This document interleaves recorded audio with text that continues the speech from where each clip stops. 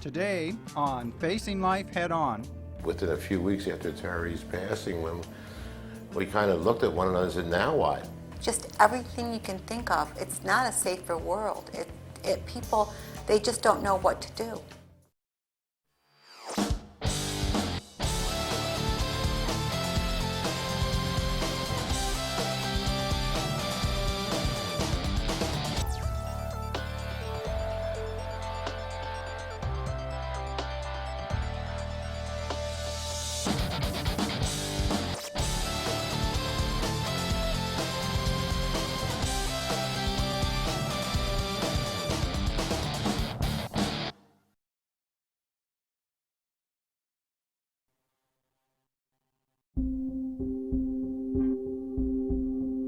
Last week on Facing Life Head On, we met the family of Terri Schiavo, parents Bob and Mary Schindler, and brother and sister Bobby and Suzanne.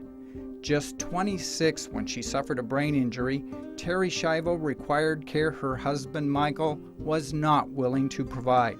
So Michael pushed to have Terri's feeding tube removed, meaning Terri would be starved and dehydrated to death.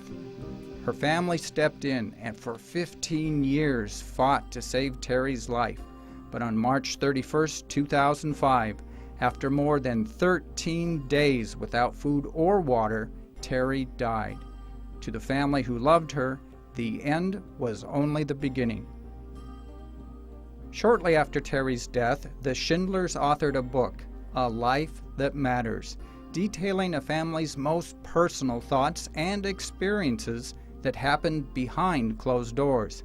They also founded the Terri Schindler Schiavo Foundation to protect other individuals who, like Terri, are at risk of being killed by the courts and physicians who should be saving them. It seems as though, from reading your book, that Terri's death breathed hope and determination and perseverance into your own lives, that you now have more of a focus on what lies ahead and what you need to do and what Terri would have you do from here on. Well, I think with the foundation, and we all agreed unanimously, it was within a few weeks after Terri's passing when we kind of looked at one another and said, now what? We just literally, we lost this horrible battle. And every one of us said, well, we'll do everything we can to make sure this never happens again. It can never happen again to anyone. And that's what we've dedicated our lives to. I think Terri laid the path in front of us, really. Yeah. And I don't think any one of us could go back to doing what we were doing before. She laid the path down, and I think it's up to us to travel on the path and try to bring some good out of such a horrible tragedy. We're seeing an all-out attack on human life. That's basically what we're confronted with today in our society, in our nation. And there is a disability community that is being ignored by the media, by other outlets that are absolutely frightened with what's happening to people like my sister, as I mentioned earlier.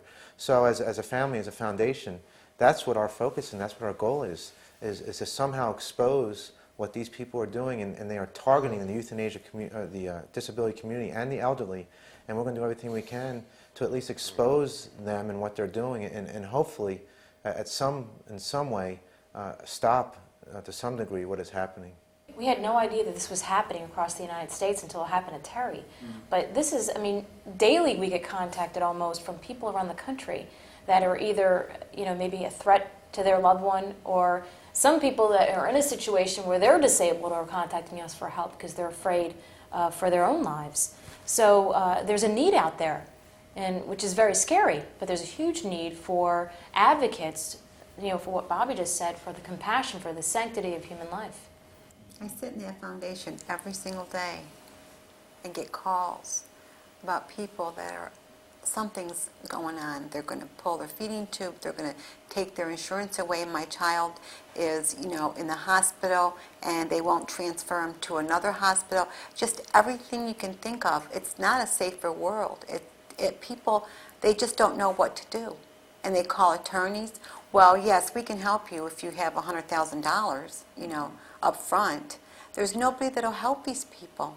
I can't wait like my son Bobby keeps saying, for safe havens for these people, so they can go in there and not have to be looking over their shoulder every 2 minutes for somebody that's going to, pull their feeding tube or take their insurance away or take their Medicaid away or their Medicare. I just want some place where they can be safe. Yeah, we're overwhelmed, and I think that none of us had any idea how serious the situation is throughout the country. And we're hearing, as Mary said, all types of stories from people, and it's not very pleasant. You get up in the morning, you feel half decent, and you hear these stories, and they're heartbreakers. That I just heard one today, that our brother had a stroke yesterday, and the hospital immediately is recommending that they remove the brother from life support. One day. One day, not even 24 hours, and they want to remove his life support. The Schindlers say it's part of a growing trend in the medical profession and accepted by the media. An interesting point on that same subject is that some of your secular media, they don't want to consider people that have brain injuries as disabled. They try to put them into different categories. When you say disabled, well, disabled people are protected under disabled rights. So they're trying to move them out of that disabled area and categorize them as something different. Well, it's vegetables. Yeah. It's all exactly. Well, Take away their I say personhood. different, It's all language. And it's all language. It's to dehumanize people, so we can justify, at least in our minds as a society, or rationalize. We're not killing a human being. We're killing a vegetable. We're killing a non-person. So to make it, essentially okay, and that's what's so frightening about what's happening right now. There's so much hypocrisy out there too. I recently saw in the news where they were thinking about doing away with one type of lethal injection, if I remember correctly, on death row because they thought it was inhumane. And I logically can't make any sense out of, if we're inhumane, we've got the death penalty, we've got criminals on death row, yet we're going to legally abolish lethal injection or some other form of how we kill criminals because it's inhumane. And how is it that we as a society have become comfortable with starving a disabled person to death, yet outraged at the lethal injection for a criminal, or starving an animal to death? I mean, if you try to starve an animal to death, you will go to jail. I just want to add one more thing that with Terri's starvation and dehydration, and that was nationally followed, and I firmly believe that eventually you're going to see a proposal come in front of the legislature. Instead of starving and dehydrating, they'll have an injection, like a Kevorkian style, or a killing machine, and not to put the people through the agony that Terri Schiavo went through. So they'll be injecting people and they'll be killing them immediately, rather than dehydrate them and starve them. Kill them but spare them the awful death. Yeah, Right. that's what's going to happen next. Yeah. They'll be. Well, I've been asked that question. Yeah, Well, do you think since your sister suffered so much, it'd be better just to give her lethal injection? And I said, look, you can. It's semantics. Or you can somehow. It's still killing. Stab me or shoot me. Yeah, I mean, Pick your poison. if you're going to starve someone or kill them by lethal? Yes, it is less humane. I'll give you that. But you're still murdering or killing an innocent human being. So, of course, it's something we would never agree to, because we never agreed to doing it in the first place. When we return, the Schindlers talk about moving on. That's our ultimate goal, to have a facility like that.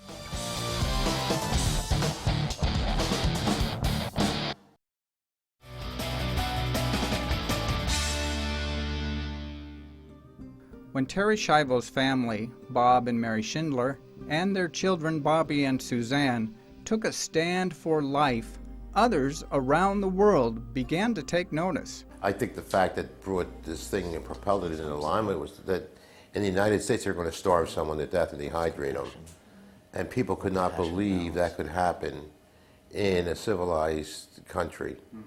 And we had heard that when Terri's case did go international, people from throughout the world couldn't believe in the United States, which they hold more or less on a pedestal for civil rights, that we would starve and dehydrate someone to death. And I think that's what helped attract all that attention. Those forces are out there, they're aggressive, and they're not going to stop. And thankfully, because of Terri's case, as my dad said, and because they did expose how powerful this movement is, I think there's more people out there that are now willing and wanting to fight against this movement. So we're fortunate in that regard that Terri's case made the headlines that it did. And I think also that because we fought so hard for Terri, I think other family members now are saying, you know what, we can fight too. Maybe they didn't before. Maybe they just let it happen. They didn't know how to fight. But I'm seeing now that there are family members that are willing to step up to the plate and stop what's happening because I think they feel empowered. Though supporters continued to rally around the Schindlers, the family also bears the brunt of severe criticism. I mean, our family is still being, we're being, one way to explain it, vilified for wanting to protect a daughter, a sister, a family, just wanting to care for. I often say this. Christopher Reeves, who was a quadriplegic, and his wife, Dana Reeves, who just died recently. The secular media was writing stories on what a wonderful wife she was for dedicating her life, the compassion she had and the love for caring for Christopher Reeves. And I thought, of course, I mean, I agreed. Most people like Dana Reeves aren't recognized because they're the real heroes here for dedicating their lives to care for them. But what made me so upset was that my parents, by the very same media, were being vilified for wanting to do the same exact thing, dedicating their lives to bringing Terri home and caring and loving her until she died. So we saw a real good illustration of a double standard in our culture, in our media, and it was really upsetting. The Schindlers are pressing forward with a passion. Through the Terri Schindler Schiavo Foundation, they offer assistance to other families with loved ones in vulnerable situations. The next step, they say, is to open a safe haven facility. Eventually, we'd like to have a facility, and Bobby touched on it. No, actually, Mom touched on it. A safe haven facility. Almost what Danny Thomas did with St. Jude's. That's our ultimate goal, to have some facility like that. But in the interim, we're trying to build a network of professional people, attorneys, doctors, medical care people in different parts of the country, different states. The families, they have to have a resource where they can discuss this with other professionals, because they're getting one opinion. It may be from a committee that's making that decision, but they're being coerced into making and agreeing, and they have to step back, because when someone is seriously ill like that, it's a very traumatic event in their lives, and they may do things rashly. And we've been contacted by people that have done things like that because they've been advised by their doctors, and they're now regretting it, where they've terminated. We're seeing more and more, especially in the foundation, the phone calls we're getting. We're seeing more and more that doctors are very quick to give a person no hope for recovery. And we're finding in many cases, if these people are just given weeks, months, that short of time, they can make significant recoveries. So there's this there's this rush to end people's lives. But the families have to stop back and stand away from it and say, wait a minute. Right. And a lot of families do, but there's many families, they put their trust in doctors, and they listen to them, and they never give them a chance for these people to recover. Well, all they need is just some time. Yeah, the doctor said. Yeah, that's what's really frightening. They've got to get different other opinions and bring in other doctors, and we'd like to be able to provide that service. The Schindlers also focus their energies on encouraging legislators to pass measures protecting the vulnerable. Ultimately, Congress in Washington needs to get involved, and the states need to get involved to do more to protect the disabled and protect the elderly, because right now the way the laws are, they're very vulnerable to this movement because of the way the laws are in place now. And Congress has to do more to protect these people, and unfortunately they're not. And the cuts that are being made in the Medicare and in our healthcare system is only adding to this problem, because if the money's not there to protect these people, then they have to figure out other ways to deal with them. And the ways that they're dealing with them is making it easier to kill them and terminate their lives. So Washington needs to understand that the disabled community, the vulnerable, are at risk, and they need to do more to protect these people. When we return, we believe it should never be recognized as artificial life support. It should always remain basic and ordinary care for a person.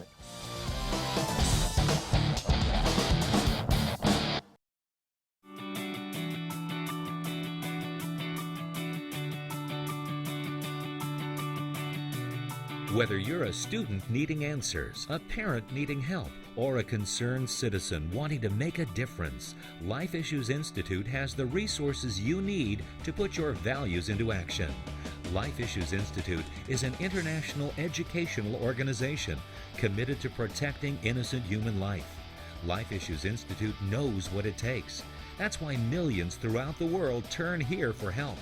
Life Issues Institute has authored more pro-life publications than any other entity in the world, and its materials are printed in over 30 languages. Radio broadcasts, newsletters, and a website filled to the brim with the answers you're looking for are just a click away. Go to facinglife.tv and click on the link to Life Issues Institute to find out more about how you can change the heart of a nation.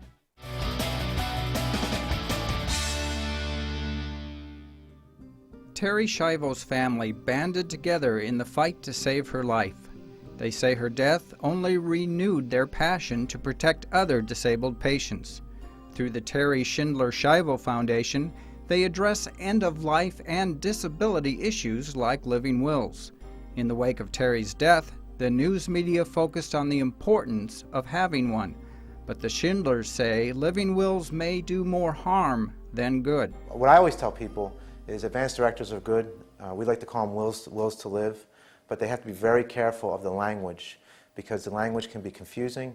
What the law believes is one thing. Someone might understand what the law might believe or recognize as something, like artificial life support, and a whole litany of things. So what I tell people is if they are going to go and look into wills to live or advance directives, they have to understand the language, and they should put their trust in a doctor or an attorney that they can trust to sit down with them and explain to them exactly what it is that they're signing.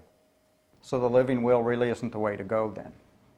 Well, a lot of people, they saw what happened in my sister's case, and I think they rushed out based on fear and might have filled out a living will not knowing exactly what they were saying, and it could jeopardize their very well-being if they do ever suffer some type of injury where they are incapacitated and unable to speak for themselves. So I would just urge people to be very careful and learn the language and understand exactly what the law says in their state. So if they do want life-sustaining treatment, they know exactly how to address the advance directive. Yeah, that probably makes a good point. The other thing about that is that when Terri was 25 years old, a feeding tube was not